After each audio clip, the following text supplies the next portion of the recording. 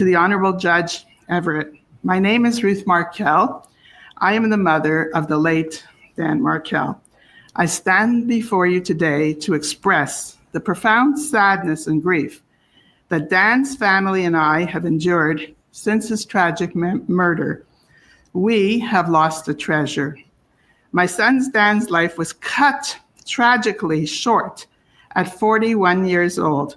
For 11 years, we have been forced to a life filled with unimaginable pain and heartbreak. Dan's father, Phil, and his sister, Shelley, share in this unending sorrow. Dan was a devoted father, brother, and son. Dan's life was marked by his devotion to family, education, and community. He was a loving, caring, and inspiring person. His academic journey included studying politics and philosophy at Harvard University, earning a master's degree later in political theory from the Hebrew University of Jerusalem and the Emmanuel College in Cambridge, and later going back to Harvard to get a law degree. Dan was a prolific scholar and did start, co-founded the influential Prof's blog. His energy, drive, and sociability greatly enriched the FSU College of Law. Dan's life was filled with passion, music, dance, sports, travel, and people. But of all my son's accomplishments, however, I am most proud of the devoted father Danny was to his two sons, Benjamin and Lincoln.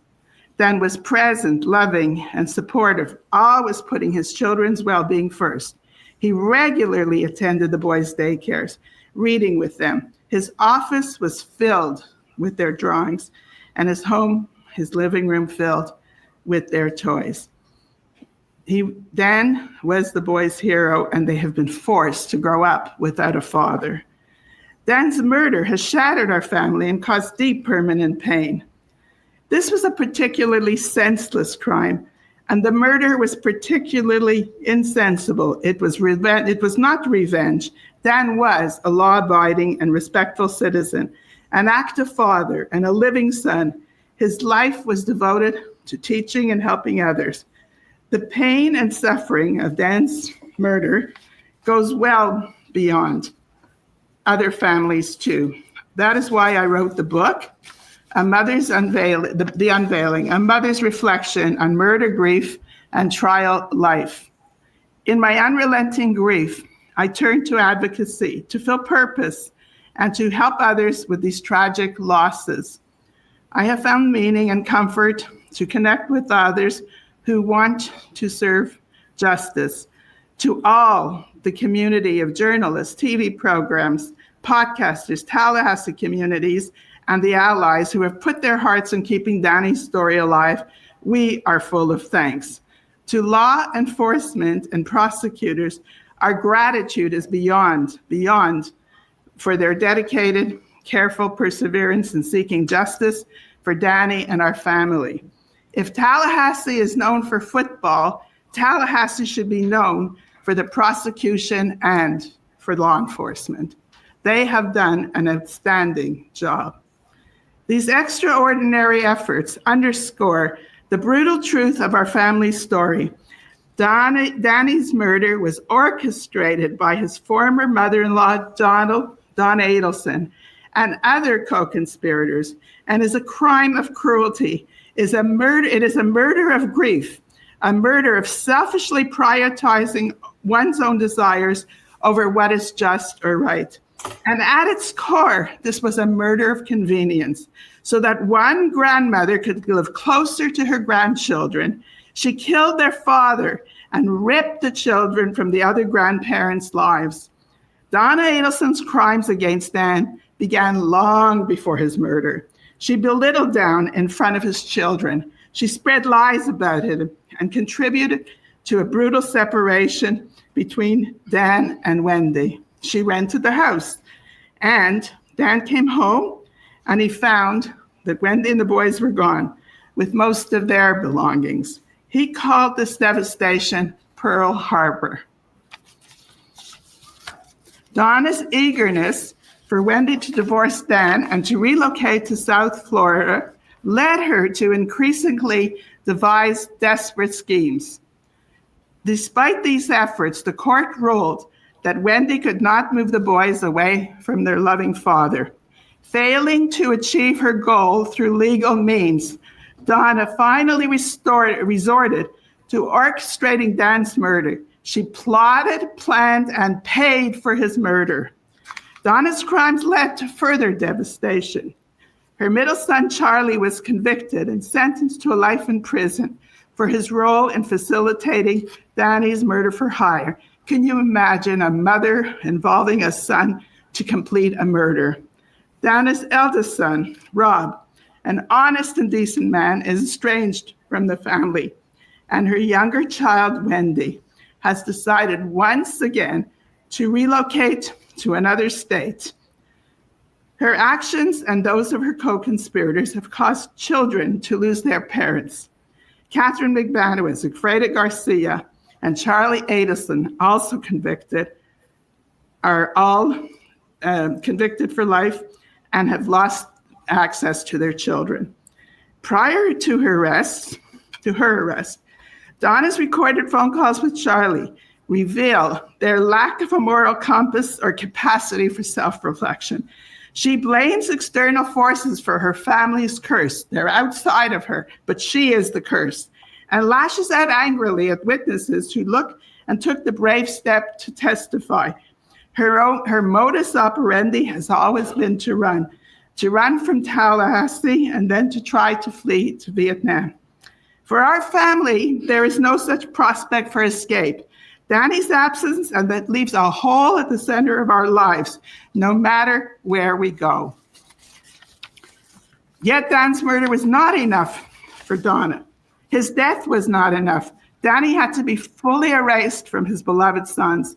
The boy's last name was ever changed, an extraordinary decision to excise the Markel name from Phil's only grandsons who shared his last name. And after the first arrests were made, Donna didn't allow the Markel family to have access for over 6 years. It was only when there was a phenomenal Tallahassee advocacy group that passed the Markel Act. The passage of this bill was immediately followed by our first invitation to see the boys after the arrest. The door only cracked open. Despite these efforts, we remain excluded from the boys' lives. We were not at their bar mitzvahs or graduations. We have extremely highly choreographed visits and communications. We only wait for the day that Benjamin and Lincoln will visit their father and his grave in his father's history and his grave in Toronto. We want nothing more. The facts of Danny's murder, are difficult to swallow. The experiences Phil, Shelley, and I have been forced to suffer are profound as homicide survivors and victims of the criminal system. The lives of Danny's 2 sons, our grandchildren, were forever turned upside down by this crime. Benjamin and Lincoln were only preschoolers when their father was murdered, and now they are forced to confront and try to understand the unthinkable crimes of murder and the Adelsons' involvement. Our lives will never return to normal. For those who loved Danny and for those who Danny loved, there is no escape from the wicked effects of what Donna Adelson set in motion, carried out, and paid for, and for many years enjoyed the aftermath of. Donna Adelson has caused immense devastation and an untimely, undeserved murder through her actions. While no trial or verdict can ever heal the profound wounds caused by Dan's murder, justice must be served. I respectfully ask the court to impose the maximum sentence on Donna Adelson. Her lack of cooperation and remorse throughout the case demands justice, the justice that Dan's life and memory fully deserve. We are immensely grateful to the court for its careful and compassionate deliberation. Respectively, Ruth Markel. Thank you, Ms. Markel. Are there any other victim impact statements this evening? One more.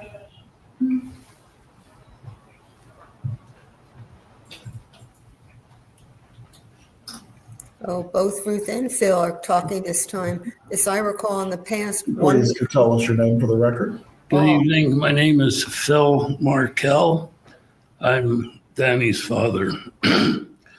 Judge Everett, I appreciate the opportunity to speak about the impact of Donna Adelson's actions on my families and the families of so many others. While this victim impact statement is addressed to you, Your Honor, it is also intended for the Adelson family, Harvey, Charlie, Wendy, and particularly Donna. I would like them to understand and reflect on the deep and irreparable damage they have caused. The pain that they have caused my family is obvious and permanent, but they have also caused lifelong harm to their own immediate family and so many other families and children around. Donna's selfishness, cruelty, and complete disrespect for human life, along with that of her co-conspirators, have left families forever broken. Louis Rivera, his children have no father. Catherine Magbanawa and Sigfredo Garcia, their children have no parents. Charlie Adelson, his son, Roman, has no father. Rob Adelson and his wife and their 2 children have lost their uncle and grandparents. Shelley and Ian, my daughter, their 3 children, my grandchildren, are left without an uncle and are separated from their cousins. Of course, their heinous and callous actions have left me, Ruth, and Shelley without our Danny, and Ben and Lincoln without their father. For anyone to commit such a cold-blooded, unprovoked act of murder is horrific. For Donna, someone who claims to care so much about Ben and Lincoln, her sun shines. Her actions are beyond comprehension. She has harmed forever the people she claims to have loved. In the Jewish custom, we have an expression to always wish others to live to 120 years of age. For Donna, I wish her to live to 120, alone in her jail cell. I wish that every day of her remaining days, she thinks about the harm she has caused to so many, especially those 2 boys she claims to have loved so much. For these reasons, Your Honor, I ask the court sentence Donna Adelson to the maximum possible sentence. And my only short question to Donna, was it worth it? Respectfully, thank you. Thank you, Mr. Markel. Are there any other matters that the court needs to address this evening, Ms. Koppelman? No, Your Honor.